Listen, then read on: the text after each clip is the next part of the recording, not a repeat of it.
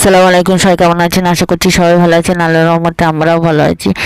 এই দেখেন, কোরআন পড়তে বসেছি, তারপরে ইফতারের আয়োজন সব কিছু শুরু করবো। আমার সোনা পাখিও আমার সাথে, আমি যা বলছি তাই শুনে শুনে শুনে শুনে বলছে মাশাআল্লাহ, সুবহানাল্লাহ আল্লাহ।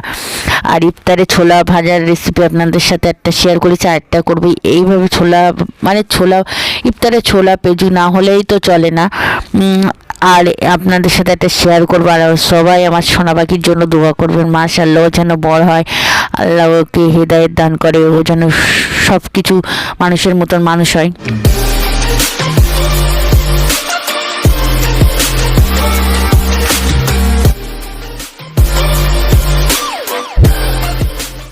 এর জন্য নিয়েছি গোটা জিরে আর আদা রসুন পেস্ট, ঝাল, পেঁয়াজ কুচি, ছোলা সিদ্ধ করে রেখেছি, টমেটো কুচি আর একটা কাঁচা ডিম।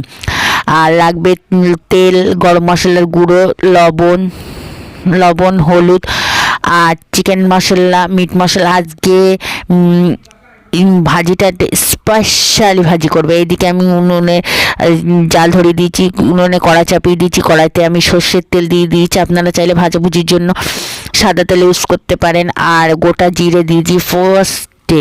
অনেকে যেমন গ্যাস হয়, গোটা জিরে দিলে কোনো গ্যাসের কোনো থাকবেই না। এদিকে পেঁয়াজ আর ঝাল দিয়ে দিয়েছি, দিয়ে ভালোভাবে নাড়ছি। এদিকে আদা রসুনের পেস্ট অল্প আর সিদ্ধ করা ছোলা আর টমেটো দিয়ে দিচ্ছি। এই ছোলা ভাজাটা এত সুন্দর খেতে লাগে, আর ঘ্রাণটা জোশ কি আর বলবো। লবণ, হলুদ, গরম মশলার গুঁড়ো, ঝালের গুঁড়ো, মিট মশলার গুঁড়ো, চিকেন মশলার গুঁড়ো, সব মশলাগুলো দিয়ে ভালোভাবে কষাতে থাকবো। আর কষানোর সময় কোনো এক্সট্রা পানি দেবো না, কিছুটা ভাজাই হবে, কিন্তু ছোলাটা সিদ্ধ করে মশলাটা কষবো। ওই কাঁচা কাঁচা ওর থেকে যে ঘ্রাণ বেরোবে চারিদিকে। আর ইফতারের সময় এটাই আমার খুবই ভালো লাগে। এদিকে মাঝখানে একটু ফাঁকা করে ডিমটা দিয়ে ফাটিয়ে দিয়ে ভাজা করে নিচ্ছি।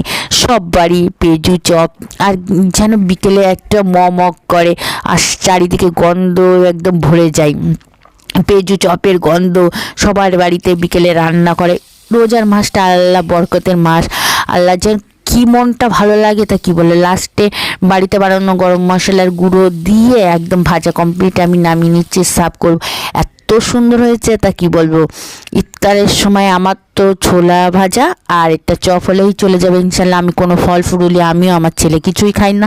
তো আমি খেতে খেতে বিদায় নিচ্ছি। তো সবাই ভালো থাকবেন, সুস্থ থাকবেন। আজ ব্লগের সাথে দেখবেন, আমাদের জন্য দোয়া করবেন। খোদা হাফেজ, বাই বাই, টাটা।